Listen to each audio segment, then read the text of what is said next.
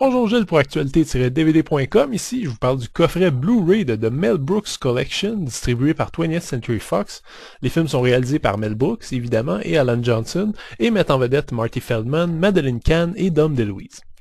The 12 Chairs raconte les tribulations d'un clerc en Union soviétique qui tente de retrouver une des chaises de sa belle-mère dans laquelle elle a caché toute sa fortune avant de mourir. Dans Blazing Saddles, un esclave noir se fait nommer shérif pour protéger un village attaqué par des bandits. Young Frankenstein présente comment le descendant du célèbre baron reprend les affaires familiales et tente lui aussi de créer un monstre. Dans Silent Movie, un cinéaste déchu essaie de convaincre des célébrités à Hollywood de participer à un film muet. High Anxiety suit un psychologue réputé qui devient directeur d'un asile particulièrement étrange.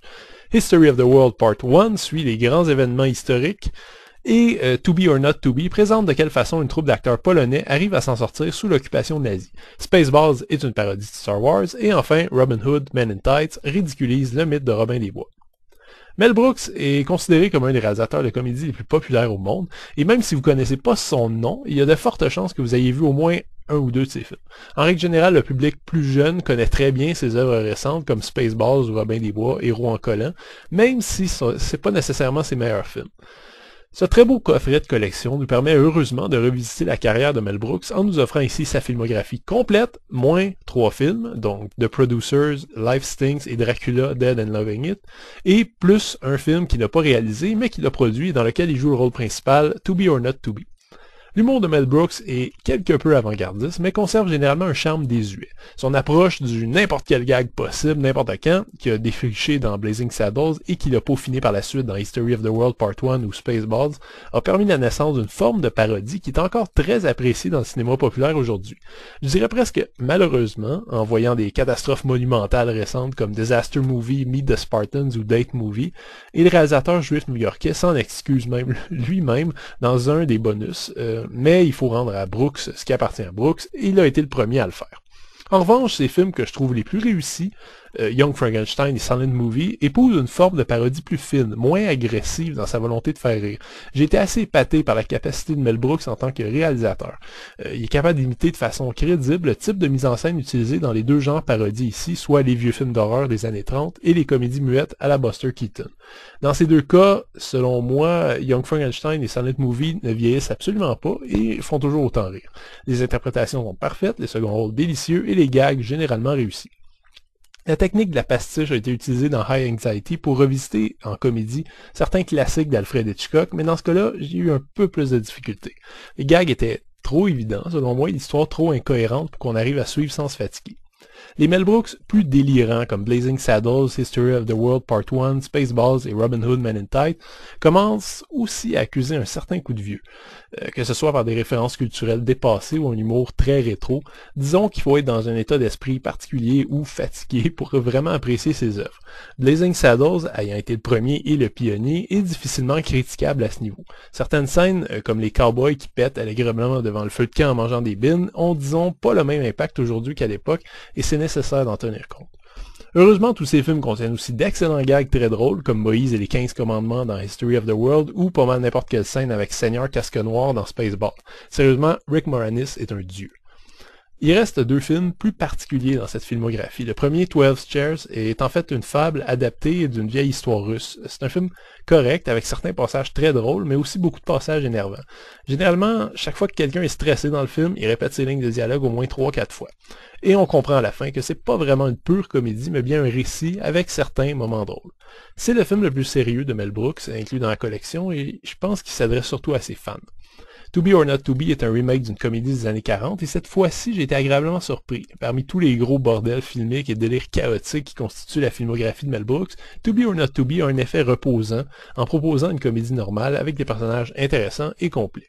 Anne Bancroft et Mel Brooks livrent des performances amusées et réussies, et même si c'est pas un grand film, loin de là, ça reste un divertissement correct et léger. Tous les films sont présentés ici en 1:78 anamorphique, à l'exception de Blazing Saddles et History of the World Part 1 qui sont en 2:35 anamorphiques. J'énumérerai pas toutes les pistes audio disponibles pour chaque film, on sera encore là demain, mais tous les films ont une piste anglaise 5.1 ainsi qu'une piste française ou espagnole, généralement en mono, mais également en stéréo et, dans le cas de High Anxiety, History of the World Part 1 et Spaceball, de l'espagnol ou du français 5.1. Les sous-titres sont aussi disponibles dans ces langues, mais pas sur les bonus. Au niveau des bonus, là, vous serez gâtés. En fait, les disques inclus ici ont le même contenu que les Blu-ray déjà existants. The 12 Chairs est le seul film qui contient pas vraiment de bonus, à l'exception de quelques bandes annonces. Blazing Saddles contient un documentaire, une piste de commentaires de Mel Brooks, un épisode d'une série télé basée sur le film, un segment sur Madeleine Kahn et des scènes supprimées. Young Frankenstein est bien garni avec une piste de commentaires de Mel Brooks, un mode de visionnement du film avec des segments vidéo dans l'image, une piste musicale isolée, une piste d'informations additionnelles en sous-titres, un paquet de scènes supprimées, 2 reportages sur le film, un reportage sur la musique du film, des entrevues, des posters, des images, des bandes annonces. Silent Movie contient un reportage sur le film et une piste d'information en sous-titres. Même chose pour High Anxiety, piste d'information et reportage, également un test sur la nervosité, je sais pas, et des bandes annonces. Pour History of the World Part 1, on a droit à 2 courts reportages de dizaines de minutes, une piste musicale isolée et des bandes annonces. To Be or Not To Be contient un court reportage sur le tournage, 3 entrevues avec 3 acteurs du film, une piste sonore isolée et une piste d'information en sous-titres.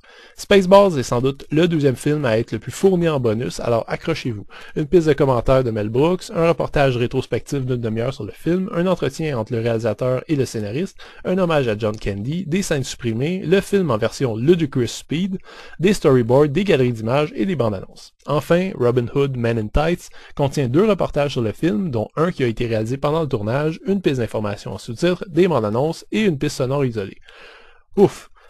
Mais c'est pas tout. Le coffret en tant que tel est un bonus qui est assez intéressant. L'emballage est constitué d'une grosse boîte avec la tête de Mel Brooks de Spaceballs dessus et qui contient un cahier qui supporte tous les disques avec des illustrations couleurs et des résumés de chaque film. Ensuite, on a droit à un livre cartonné avec là encore des illustrations couleurs et plus de 100 pages détaillant la carrière de Mel Brooks, de ses débuts comme humoriste à ses films les plus récents, en passant par la fondation de sa compagnie de production Brooks Film. C'est pas nécessairement l'emballage le plus solide, mais visuellement ça impressionne et on peut difficilement trouver un plus bel hommage à ce réalisateur comique. The Mel Brooks Collection est une revue presque parfaite de la carrière prestigieuse du cinéaste. Il y manque évidemment The Producer, son premier film, mais à part ça, Life Stinks et Dracula Dead and Loving It me manquent pas tellement, même si je trouve un peu dommage que le livre détaillant la carrière de Mel Brooks n'y fait même pas mention. On se rend compte de la montée en flèche de la qualité de ses films qui atteint selon moi le sommet avec Young Frankenstein et Silent Movie, puis de la redescente jusque dans des zones confortables de bouffonnerie légère et rigolote. Robin Hood, Men in Tights est le film parfait pour moi pour clore cette filmographie, puisque pas loin de la moitié des gags sont recyclés des autres Mel Brooks. Donc c'est assez intéressant de les regarder dans ce cadre. Il faut quand même être un peu réceptif à l'humour visuel, grotesque, gros et léger, rien de subtil ici, donc les amateurs de films de Patrice Lecomte, passez votre chemin. En revanche, si vous aimez les grosses farces satiriques, faut pas chercher plus loin, ce superbe coffret est pour vous. C'était Gilles, merci, bon visionnement.